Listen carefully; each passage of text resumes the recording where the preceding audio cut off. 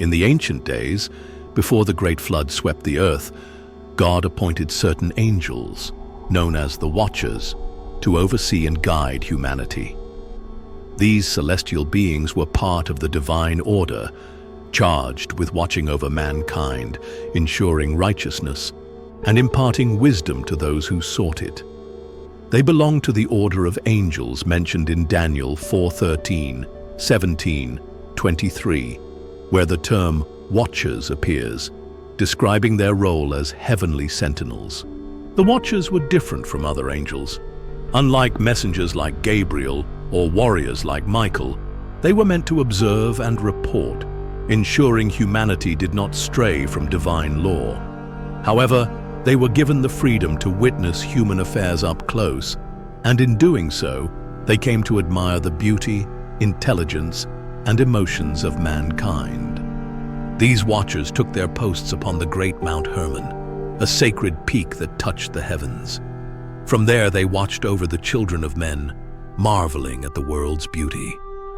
However, within their immortal hearts, a forbidden desire began to take root. The Watchers beheld the daughters of men, fair and alluring in their beauty. Lust burned within them, and soon the leader of the Watchers, Shemi-Hazza, spoke with persuasion. "Behold, the daughters of men are beautiful to our eyes. Let us descend and take them as our wives. Let us bear children, mighty and strong, and teach them the secrets of the heavens." The other angels hesitated, knowing the decree of the Almighty, but Shemi-Hazza convinced them with an oath. Together they swore a binding pact, vowing that none would turn back from this rebellion. Under the cover of night, they descended to earth, taking human form. Clothed in radiant glory, they walked among men, their presence striking awe and terror.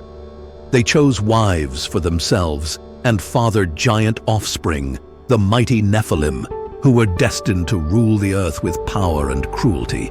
The Nephilim were unlike any beings before them, towering giants, fierce in battle, consuming all in their path. They hungered for more than mortal food. They turned upon the very people they once ruled, devouring flesh in their insatiable appetite. The Watchers, in their arrogance, bestowed forbidden knowledge upon mankind. Azazel taught men the art of war, forging weapons from metal. Semjaza revealed the mysteries of sorcery and enchantments. Barakel unlocked the secrets of the stars and the heavens. Kashyadi instructed humanity in necromancy and dealings with spirits. With these secrets, men became warriors, but they also became corrupted. Violence filled the earth. Cities fell, blood was spilled, and the cries of the innocent reached the heavens. The Most High, seeing the corruption, summoned the four great archangels, Michael, Gabriel, Raphael, and Uriel, to deliver judgment upon the fallen Watchers and their monstrous progeny. The Almighty decreed, "My spirit shall not strive with man forever, for he is flesh. His days shall be 120 years." This is found in Genesis 6:3. Michael was sent to capture Shemi-Hazza and the Watchers, binding them in chains beneath the earth until the final judgment. Gabriel was commanded to set the Nephilim against one another, turning them to war so that they would destroy themselves. The lands shook as the giants clashed in battle, their roars like thunder, their strikes shattering mountains. Raphael was sent to bind Azazel and cast him into the desert of Dudail, covering him in darkness, never to rise again. Uriel warned Noah, the only righteous man in his generation, instructing him to build an ark. As the heavens wept, the fountains of the deep burst forth, and torrents of rain descended upon the earth. The floodwaters swept away the wicked, cleansing the earth of the Nephilim's corruption. Noah and his family were spared, drifting upon the waters until the floods receded. From them, a new world arose, free from the horrors of the fallen Watchers. Though the flood had washed away much of their evil, whispers of the Nephilim's return persisted. Giants reappeared in Canaan, the Rephaim, the Anakim, and the mighty Goliath. Jesus warned, "As it was in the days of Noah, so shall it be at the coming of the Son of Man." Matthew 24:37.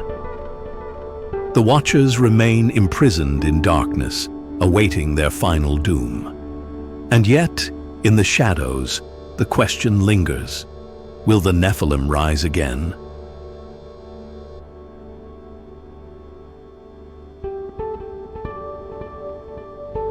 The sun was high over the land of Israel, its golden rays piercing through the lush hills of Gibeah, where the royal household of King Saul bustled with life.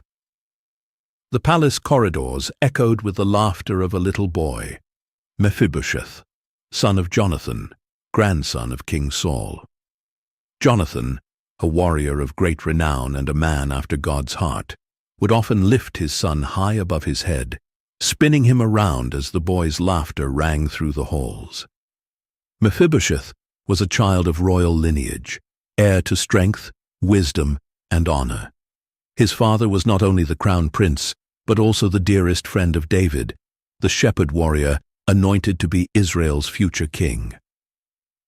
Though war loomed on the horizon between Saul and David's forces, Mephibosheth knew nothing of political turmoil. In his world, he was the apple of his father's eye, a prince destined for greatness. Then the day of ruin arrived.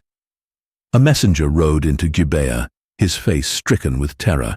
He had come from Mount Gilboa, where the battle between Israel and the Philistines had reached a terrible end. The news was devastating. King Saul was dead. His sons, including Jonathan, had fallen with him. The crown was shattered, and the royal house was in chaos. In the palace, servants screamed, and nobles ran for their lives. In times of war, the fall of a king meant the fall of his entire household. Any surviving relatives were often slaughtered to prevent claimants to the throne. Mephibosheth's nurse, a woman with a mother's heart, knew what had to be done. She lifted the 5-year-old prince into her arms and fled the palace. She ran down the winding paths, through the streets, past weeping women and frightened men. But as she descended a rocky hill in haste, she stumbled. Mephibosheth slipped from her grasp. The boy landed with a sickening crack. His tiny legs twisted unnaturally beneath him, and a sharp cry of pain tore from his lips. The fall had shattered his bones. He would never walk properly again. The nurse, terrified and grief-stricken, carried the injured boy far from Gibeah, seeking refuge in a desolate place called Lo-debar, a barren land whose very name meant no pasture. Here, among the forgotten and the outcasts, Mephibosheth grew into a man. Gone were the fine robes of a prince. Gone were the halls of royalty, the training of warriors, and the pride of being Saul's grandson. He lived in obscurity, a crippled man in a world that valued strength. He was no longer a prince.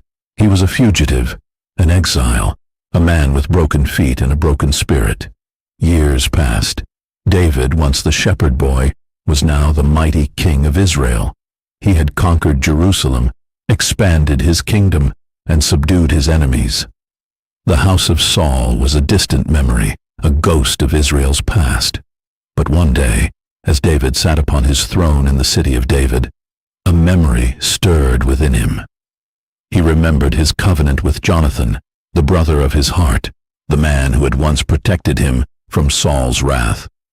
Jonathan had sworn eternal friendship with him, and David had vowed to show kindness to his descendants. With urgency, David called for Ziba, a former servant of Saul. "Is there anyone left from the house of Saul to whom I may show kindness for Jonathan's sake?" David asked. Ziba hesitated before answering. "There is one, my lord, a son of Jonathan, Mephibosheth." David leaned forward. "Where is he?" "He lives in Lo-debar." Lo-debar, a place of desolation, a place where the forgotten hid. Mephibosheth, now a grown man, was no longer the bright-eyed prince of his childhood. He was a man who had learned to crawl when others walked, a man who knew hunger, shame, and fear. He had no expectations in life, only survival. Then came the king's summons. A chariot arrived at his dwelling, its horses kicking up dust. Soldiers stepped down and spoke the words that made his heart freeze. "King David has sent for you." Terror gripped him. The old fears resurfaced. Had David finally come to finish what others had started? To wipe out the last remnant of Saul's line? His heart pounded as he was lifted into the chariot and carried to Jerusalem, to the very throne room of the man who now held his fate. As he entered, he threw himself to the ground before King David, his crippled legs sprawled awkwardly beneath him.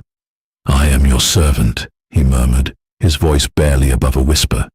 David looked at him, and for a moment there was silence. Then, in a voice rich with kindness, the king spoke.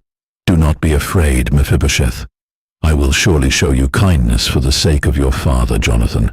I will restore to you all the land that belonged to your grandfather Saul, and you shall eat at my table always." Mephibosheth trembled. It was too much, too kind. He, a crippled man from Lodabar, was being given the inheritance of kings. "What is your servant," he whispered, "that you should look upon a dead dog such as I?" David did not answer with words. Instead, he called Ziba and commanded him and his household to serve Mephibosheth. He ordered that the lands of Saul be returned to him and that Mephibosheth dine at the king's table like one of David's own sons. For the first time in years, Mephibosheth sat not in the dust of Lo-debar, but at the table of a king. From that day on, Mephibosheth lived in Jerusalem, eating at David's table, honored among princes. Though his legs remained crippled, his dignity was restored.